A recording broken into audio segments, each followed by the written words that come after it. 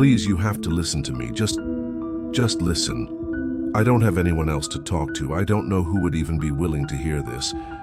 I'm recording this because I need some kind of record, some proof that I'm not insane, even if I'm the only one who ever believes it. I woke up this morning, in my bed, in my house, but it's not my life.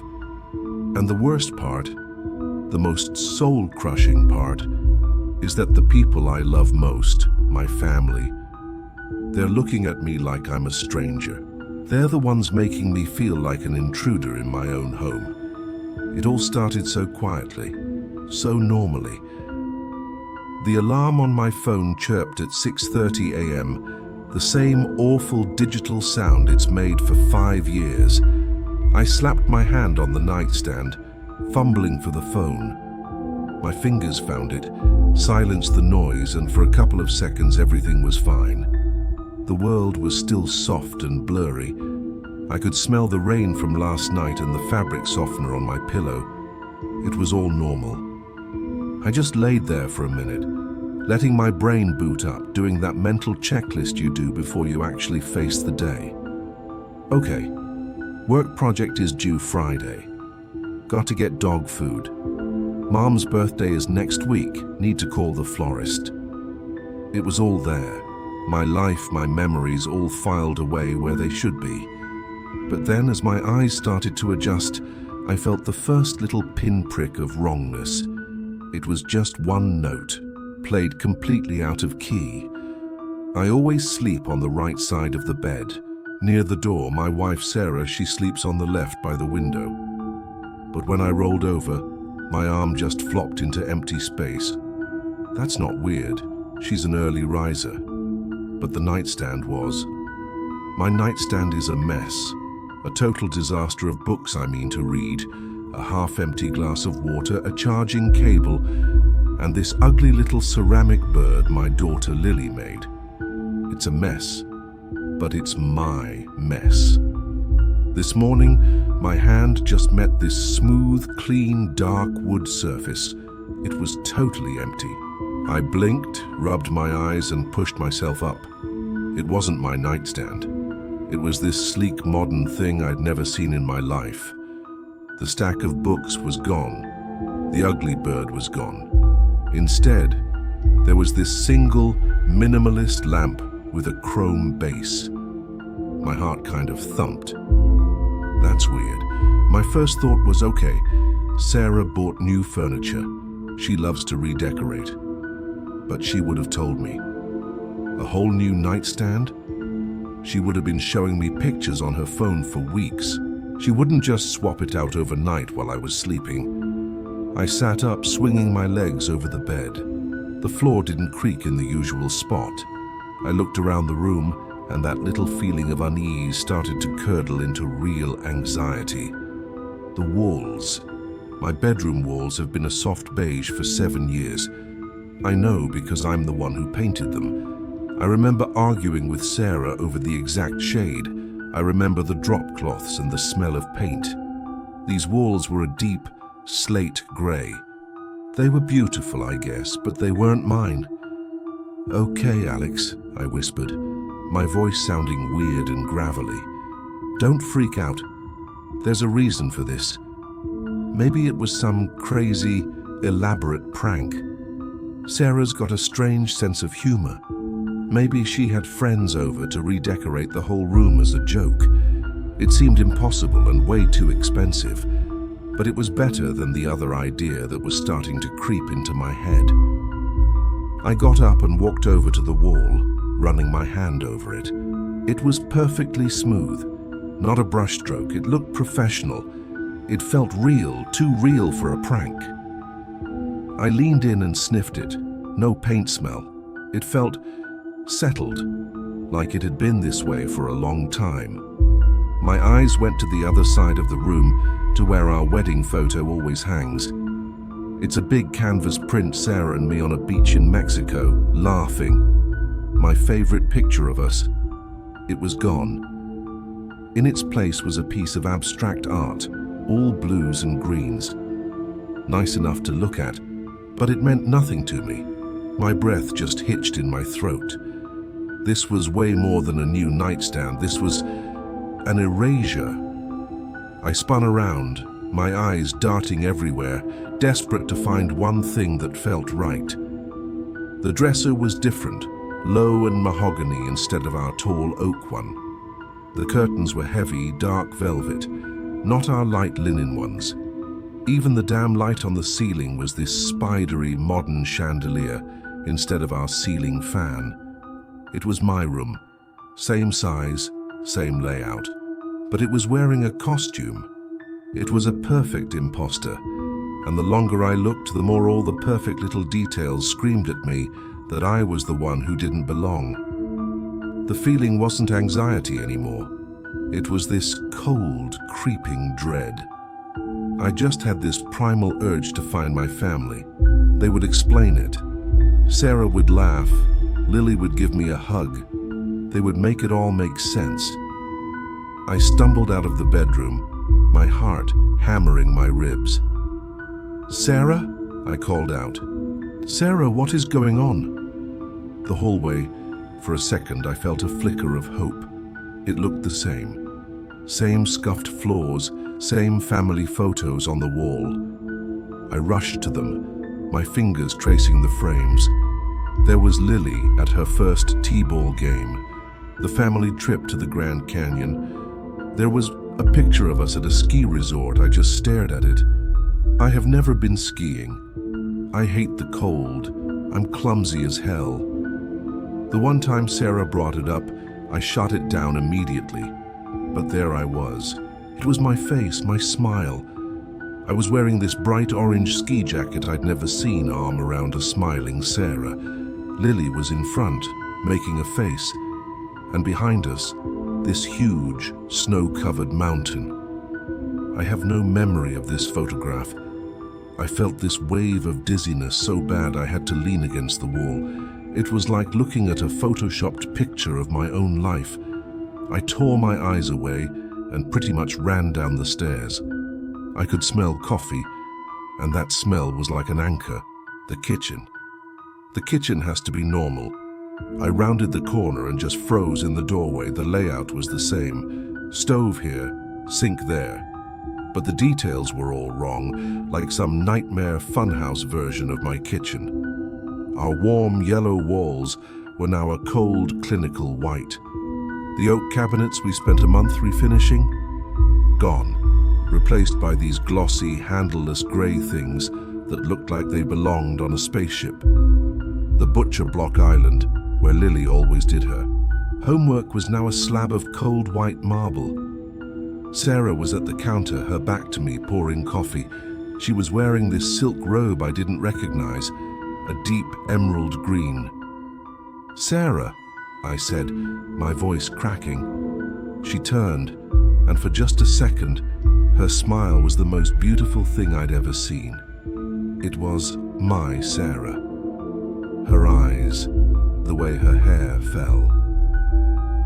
"Morning, sleepyhead," she said, her voice all light and cheerful. The relief that hit me was so strong my knees went weak. A prank. It has to be. "Okay, you got me," I tried to laugh, but it came out choked. "This is insane. When did you do all this? The bedroom, the kitchen?" Sarah's smile faltered. She tilted her head, giving me this look of gentle confusion. "Do all what, honey? Are you still dreaming?" She held out a mug. "You look like you've seen a ghost." The house," I stammered, waving my arm around the alien kitchen. "The walls are white, the cabinets are grey, our wedding photo's gone. What is going on?" Her face shifted from confused to concerned. She put the mug down and walked toward me. "Alex, what are you talking about? The kitchen's been white for 3 years, ever since the remodel. Are you feeling okay?" She reached for my forehead, and I flinched back before I could stop myself. Her hand dropped. She looked hurt. "Remodeled?" I repeated the word. "We didn't remodel the kitchen. It was yellow. We had oak cabinets. We did them ourselves, remember? We got that stain all over our hands. Sarah just stared at me. Her face was a mask of worried pity. Honey, you're starting to scare me. We hired a contractor. You complained about how much it cost for weeks. Don't you remember? No, I said, shaking my head. No, that's not what happened. Just then, Lily walked into the kitchen. Morning, Mommy. Morning, Daddy. Morning, sweetie, Sarah said, her eyes locked on me. Lily, I said, my voice desperate. I knelt down to her.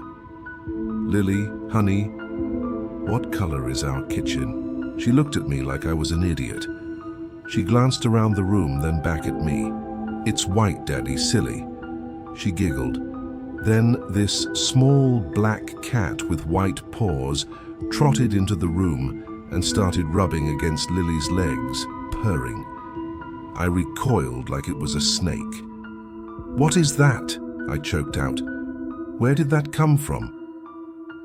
We don't have a cat. We have a dog. A golden retriever named Buster. He sleeps on the rug at the foot of our bed. He wasn't there this morning. What is what? Sarah asked, her voice sharp with alarm now. That's Oreo. We've had him for a year. Lily, sweetie, why don't you go get dressed? Lily gave me a worried look and scurried out of the room. The cat, Oreo, looked up at me, then sauntered over to a food bowl I'd never seen, next to a fridge that was also brand new. Where's Buster? I asked, my voice barely a whisper. The question felt huge, terrifying. The answer felt like it could break me. Sarah let out an exasperated sigh. A sound I knew so well, but this time it was laced with a fear I'd never heard before. Alex, who is Buster? Who is Buster? The words just hung there in the sterile white kitchen. My dog, my best friend for 12 years, and my wife, the woman who knew every story, every secret, was looking at me with total, genuine ignorance. In this world, Buster never existed, and this profound, deep loneliness just crashed down on me. I felt like I was suffocating. I wasn't in a redecorated house, I was in the wrong place. I looked at the woman in front of me. She looked like my wife, sounded like my wife, but her memories were wrong. Her reality was wrong. Or mine was. The thought was a splinter of ice in my brain. What if they were right? What if I was the one who was broken? I need my phone, I muttered. My phone would have the truth. It would have pictures of Buster, texts with Sarah about our ugly yellow kitchen. The digital breadcrumbs of my actual life. I turned and bolted, ignoring Sarah calling my name. I ran back upstairs and snatched my phone off the strange nightstand.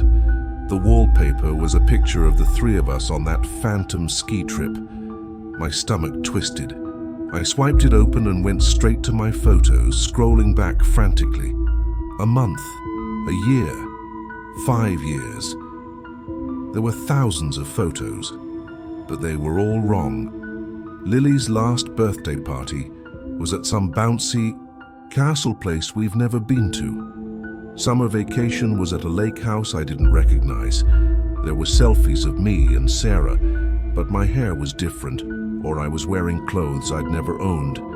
And in the background of all of them, the gray walls, the modern furniture, the white kitchen, and no Buster, not one picture. I searched his name. 0 results. It was like he'd been surgically removed from my history. In his place were dozens of photos of the cat, Oreo, a life with a cat I'd never even met. My hands were shaking. I went to my texts with Sarah, scrolling back, looking. I found a conversation from last summer. I remembered us texting about our anniversary. In my memory, we talked about going back to the little Italian place from our first date. On this phone, we were talking about opening a fancy bottle of wine some neighbors I'd never heard of had given us. It was all a complete, seamless fabrication. Every photo, every text, and it all lined up with this new reality. A reality where I ski and I own a cat and my kitchen is white. According to this phone, this was my life. Desperate, I found my best friend's number. Dave. We've been friends since college. He would know, he had to. I hit call. It rang twice. Hello? Dave. Thank God, I breathed out. It's Alex. You are not going to believe what is happening. I think I'm losing my mind. There was a pause, a confused silence that stretched on way too long. So Alex? Alex who? The floor just dropped out from under me. What do you mean, Alex who? I laughed, a sharp, hysterical sound. Alex Miller, your best friend. Another pause. Oh, Alex Miller, right, from accounting. Hey man, sorry you caught me off guard.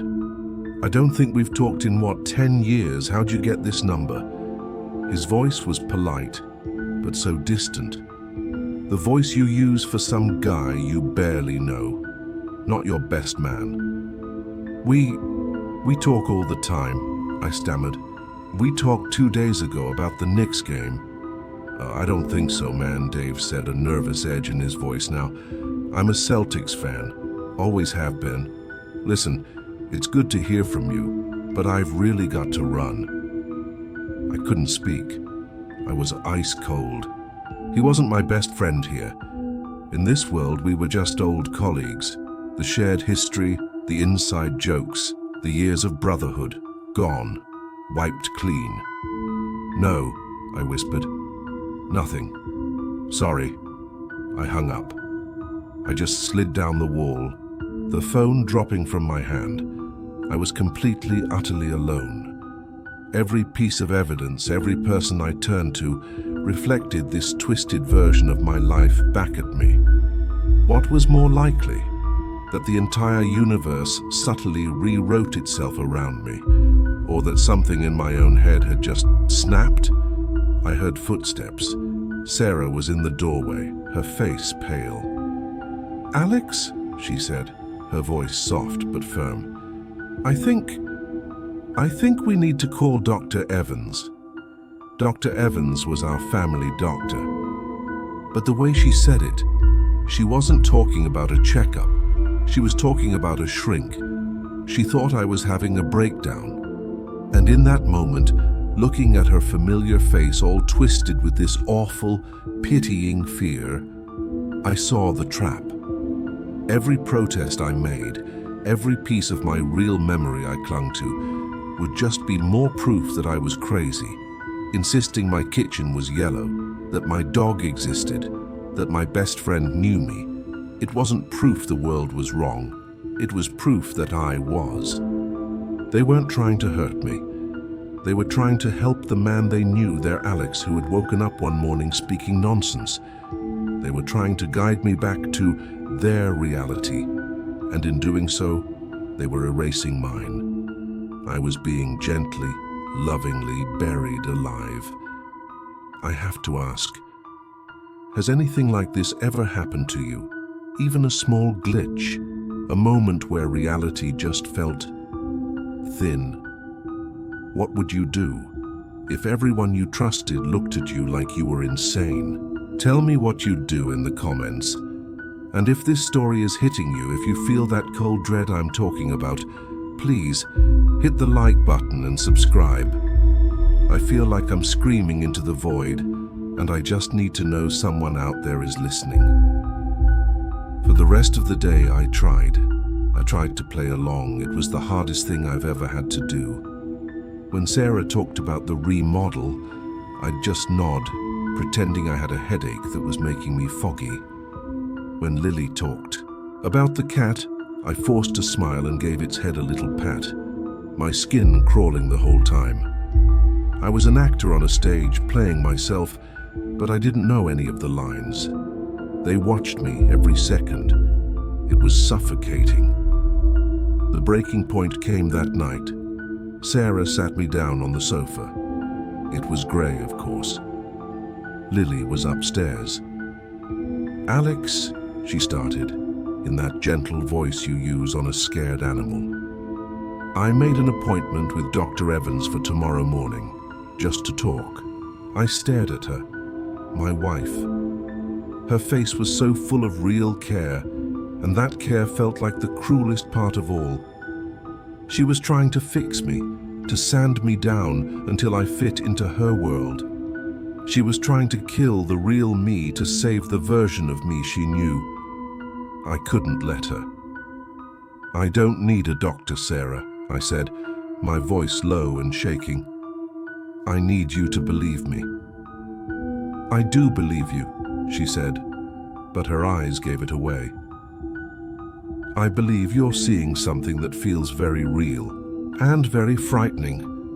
She couldn't even say the word. Reality. "It is real," I insisted, leaning forward. My mind was scrambling, searching for one piece of proof, one memory so deep and so personal that it couldn't be part of this fake history. And then I found it. "Do you remember?" I started, my voice getting stronger. "The night we got engaged, not the dinner after. We drove out to Miller's Point and sat on the hood of my old Honda, the one with the busted radio. It was freezing out." A flicker in her eyes. "Yes," she said slowly. "I remember." "And you were crying," I pushed on, the memory so sharp it felt like yesterday. "Not because you were happy, but because you'd gotten a letter. Your mother's cancer was back. You hadn't told anyone. Not even me. You made me promise right there that if the worst happened, I would help you scatter her ashes at the ocean in Cape May. You made me swear on it." I stared at her, my heart in my throat.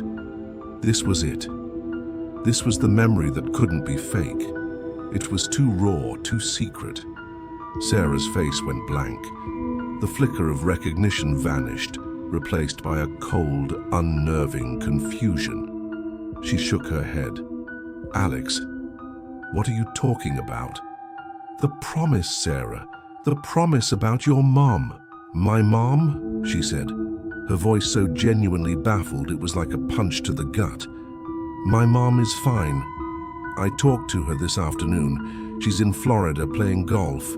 Her cancer, she beat it 10 years ago. She's been in remission ever since." I just stared at her. In my memory, her mother passed away 2 years after our engagement. I went to the funeral. I held Sarah while she cried.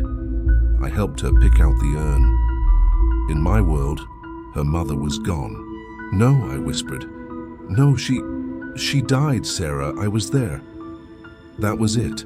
That was the moment it all shattered. The look on Sarah's face turned from concern to pure terror. She physically scrambled away from me on the couch. Her hand flew to her mouth. "Oh God," she whispered, her eyes wide with horror. You think my mother is dead?" "She is dead," I yelled, my voice cracking with desperation. "Or she was. I don't know what's real, but I know that night happened." "Stop it," she shrieked, tears streaming down her face. "Just stop saying these horrible things. What is wrong with you? This isn't you. My husband wouldn't be this cruel." Cruel. She thought I was being cruel. She didn't see a husband trying to find his way back to her. She saw a monster inventing tragedies to hurt her. And in that instant, I knew I'd lost. There was no bridge I could build across the gap between our realities. I hadn't just woken up in a different life.